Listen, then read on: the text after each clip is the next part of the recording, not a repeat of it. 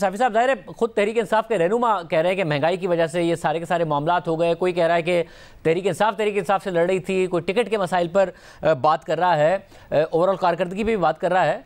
तहरीक इंसाफ हार गई, समझ में आता है, इसकी भी वजह आप बताइएगा, आपकी नज़र में क्या है। मगर मौलाना फजलुर रहमान कम बैक करें, वो भी पेशावर में इतना बड़ा कम बैक करें, ये क्या पीडीएम में इतना ज़्यादा मुतहर्रिक होने की वजह से उन्हें फ़ायदा हो गया?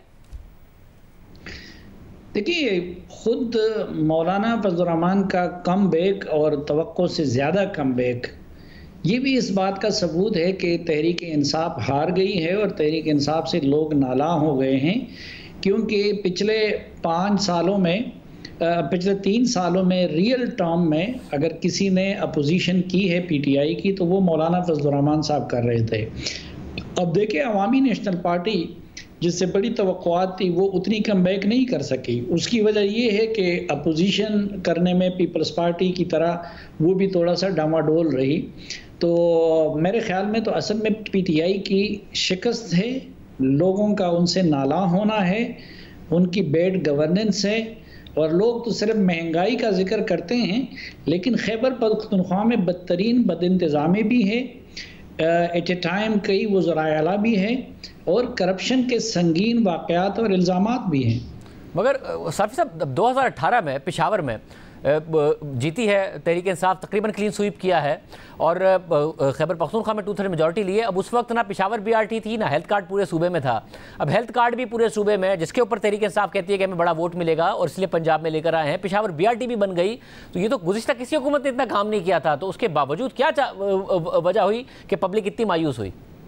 लेकिन पिछली मरतबा भी उनको इसका फ़ायदा हुआ था, जो मीडिया के रुझानात है, और अब भी उनको होता है। क्योंकि मीडिया का मसला ये है कि वो बड़े सिटीज़ पे कंसंट्रेट करती है या फिर वो पंजाब पे कंसंट्रेट कर रही है।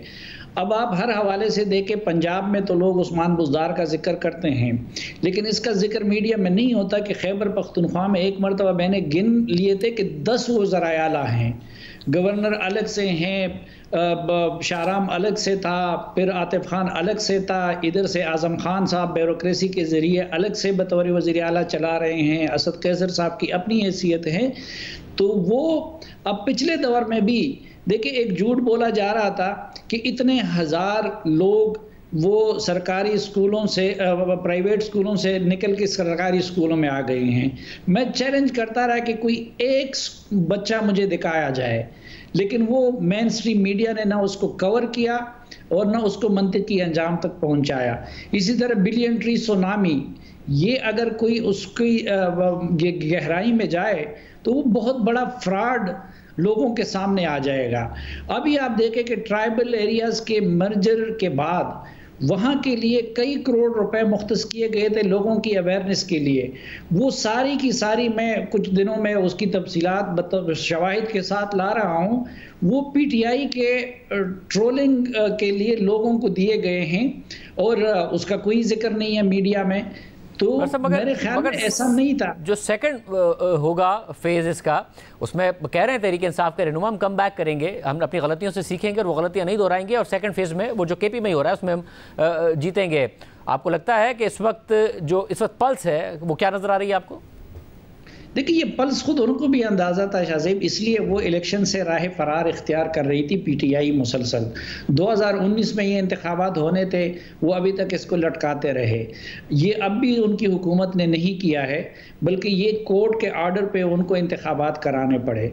फिर जब कोर्ट के आर्डर की वजह से मजबूरी हो गई, तो उसके बाद ये लोग गए हाई कोर्ट में, गैर जमाती बुनियादों पे इन्होंने फैसला किया। उसके खिलाफ अपोजिशन जमातें गई हाई कोर्ट में।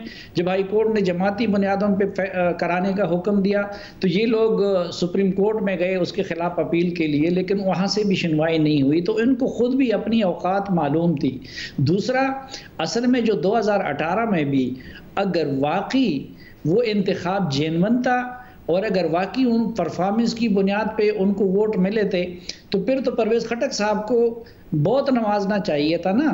तो इमरान खान साहब ने तो फिर उसको वज़ीर आला नहीं बनाया और उसको कुड्डे लाइन लगा दिया। तो ये इमरान खान साहब भी जानते थे कि जो रिजल्ट है वो परफॉर्मेंस की बुनियाद पे 2018 का भी नहीं था।